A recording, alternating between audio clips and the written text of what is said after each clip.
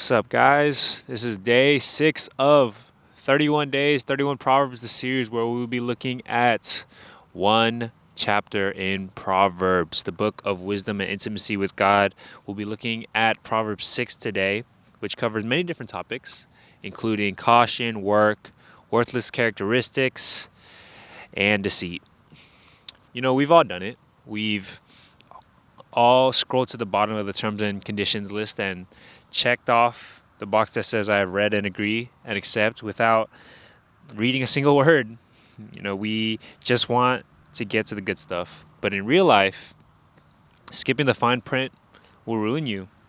Proverbs 6 is God exposing the fine print in our daily choices. Wisdom is indeed very practical, and He's showing us the hidden clauses in our money, our work, and our relationship that the enemy tries to hide from us until it's too late. So let's jump right in, verse by verse, section by section. These first couple of sections give us instruction in wise dealing, and that takes into account both the nature of a situation and the sort of person involved.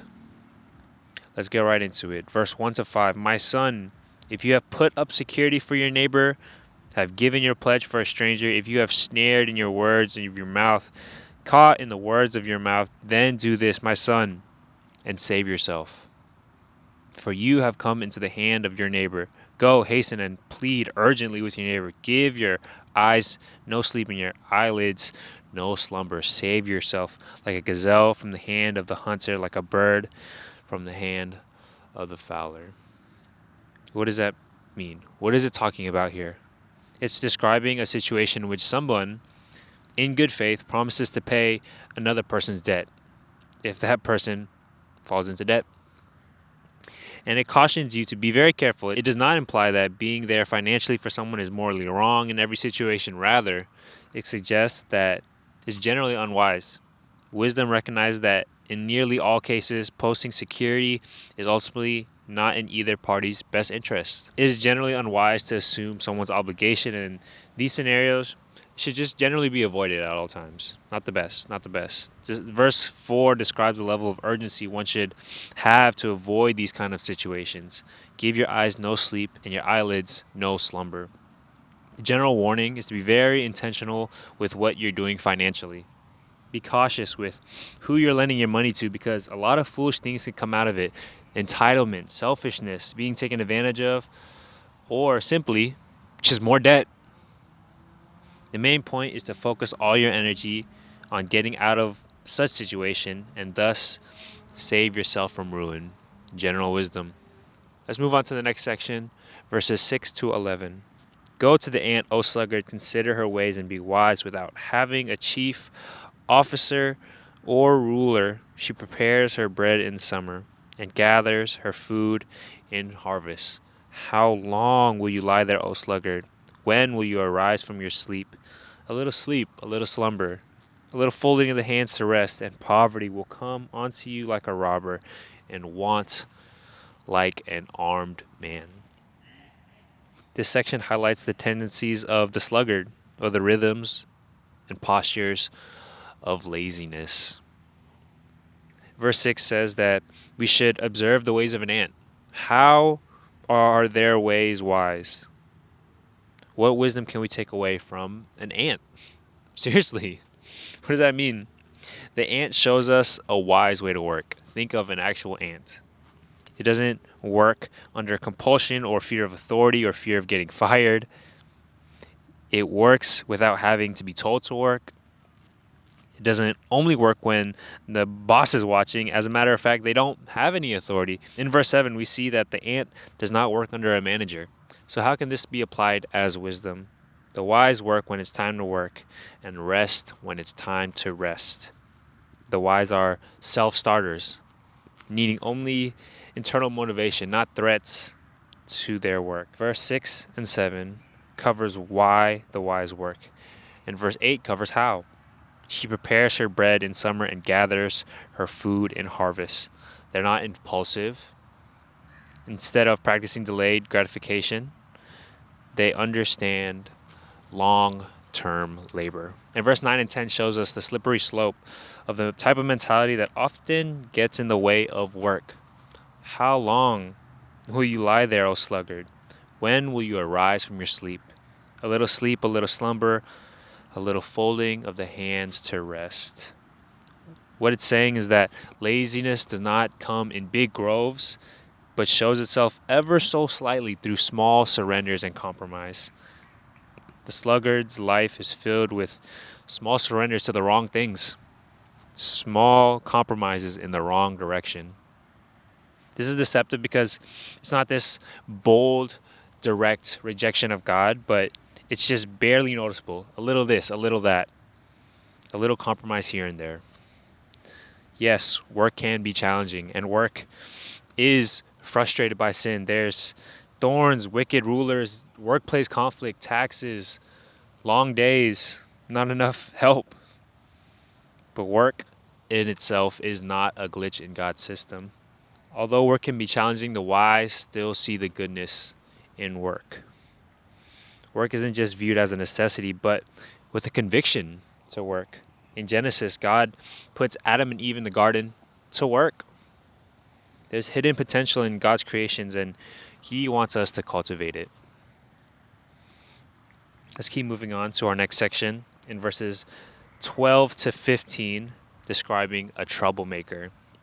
Verse 12 to 14, a worthless person, a wicked man, goes about with crooked speech, winks with his eyes, signals with his feet, points with his finger, and with a perverted heart devises evil.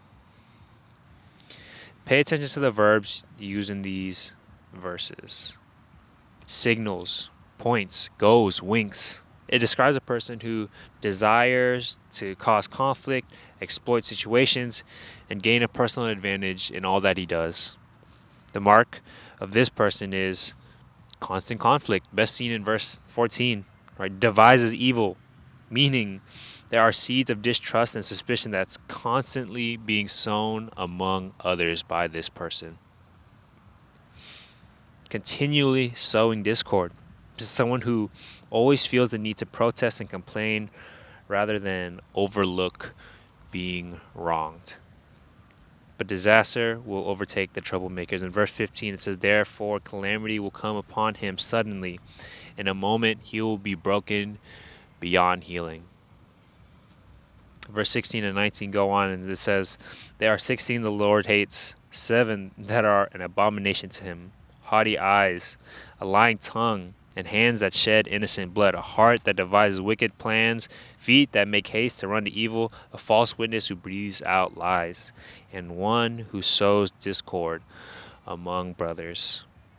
This section describes the characteristics of a worthless person and things hateful to the Lord. These descriptions give a unified warning that it's the Lord Himself who brings about the end of these type of people.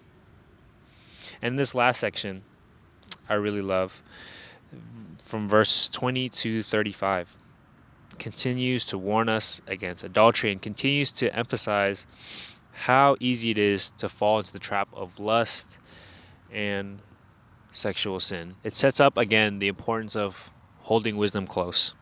Verse 22-23, my son, keep your father's commandment and forsake not your mother's teaching. Bind them on your heart always, tie them around your neck. When you walk, they will lead you, and when you lie down, they will watch over you. And when you awake, they will talk with you, for the commandment is a lamp, and the teaching a light, and the reproofs of discipline are the way of life. And so after reading that, why? Why should we hold wisdom close? What's its purpose? Verse 24 answers that, to preserve you from the evil woman. And I want you to listen to this absolute game that wisdom speaks right here. What do we have to watch out for? 24, from the smooth tongue of the adulteress. Watch out for smooth words. Verse 25, do not desire her beauty in your heart, and do not let her capture you with her eyelashes. Smooth looks. Verse 26, for the price of a prostitute is only a loaf of bread, but a married woman hunts down a precious life. Empty value, Smooth words, smooth looks, and empty value. Listen to the straight game. Verse 27 to 29. Can a man carry fire next to his chest and his clothes not be burned? Or can one walk on hot coals and his feet not be scorched? So is he who goes into his neighbor's wife. None who touches her will go unpunished. What it's saying is one cannot engage in just straight up foolish activity without suffering for it. Verse 30 and 31 says, people do not despise a thief if he steals to satisfy his appetite when he is hungry, but if he is caught, he will pay sevenfold. He will give all the goods of his house. Basically meaning, play stupid games, win stupid prizes. And we'll jump to verse 32 to 33 to conclude. He who commits adultery lacks sense. He who does it destroys himself. He will get wounds and dishonor, and his disgrace will not be wiped away. It's destructive and painful to all parties. That's what foolishness does.